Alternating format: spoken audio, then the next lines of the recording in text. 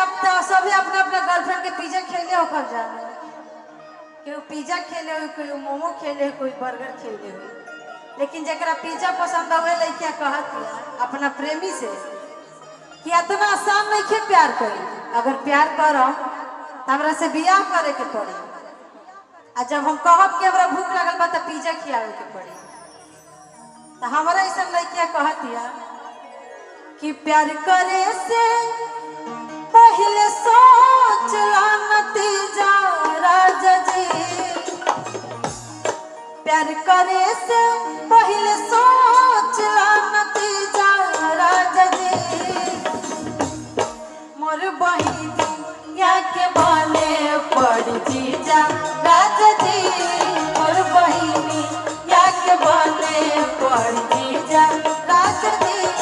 प्यार करे से पहले सोच ला नतीजा राजा जी।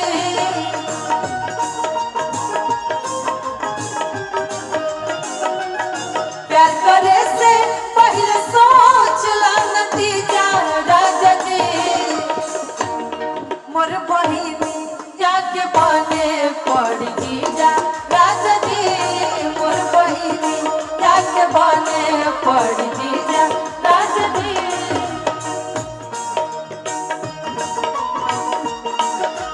अवतार कोई के न पड़िया जाके कीन लिहा तो बजरिया कुसुमरा सड़िया राजा जी, ब्लाउज करिया राजा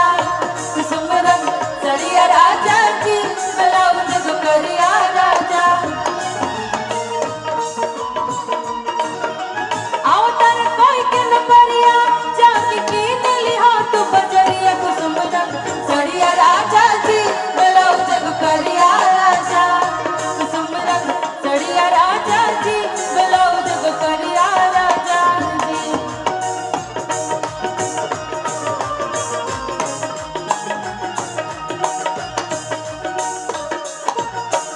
आजकल अगर हमने ऐसा कलाकार कोई प्रेम करा था तो फलना आदमी दूसरा जगह कार्यक्रम करा था, हम ही कार्यक्रम करता है, तो आपस में वीडियो कॉल पर आदमी बात करके कहता, तो वे लड़कियां कहते कि रउआ दिन भर काम कहियो करी, रात खाती हमरा खाती टाइम निकाल ले, रह चाहे दिल्ली चाहे रह गुजरात में,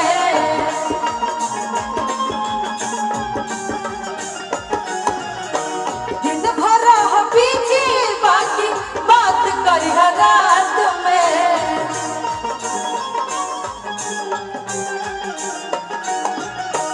रह चाहे दिल्ली चाहे रह गुजरात में, दिन भर रह बीजी बाकी बात करी रात में।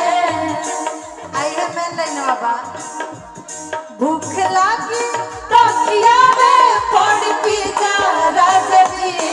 भूख लागी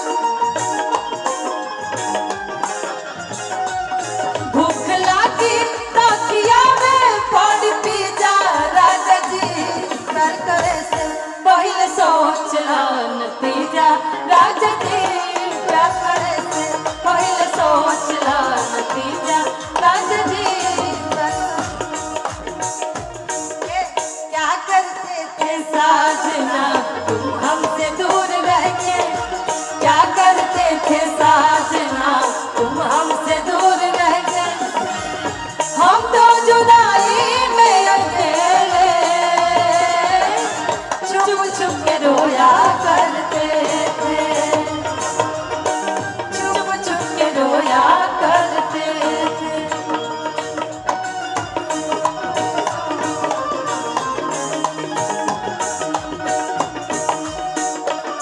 लड़किया कहती है कि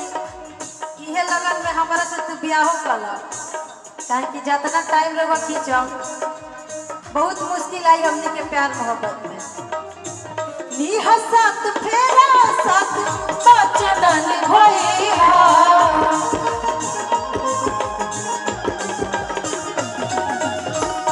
दुल्हन बना के अपना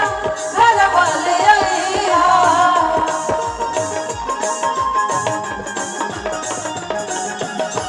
निहा साथ फेरा साथ बचन भइया,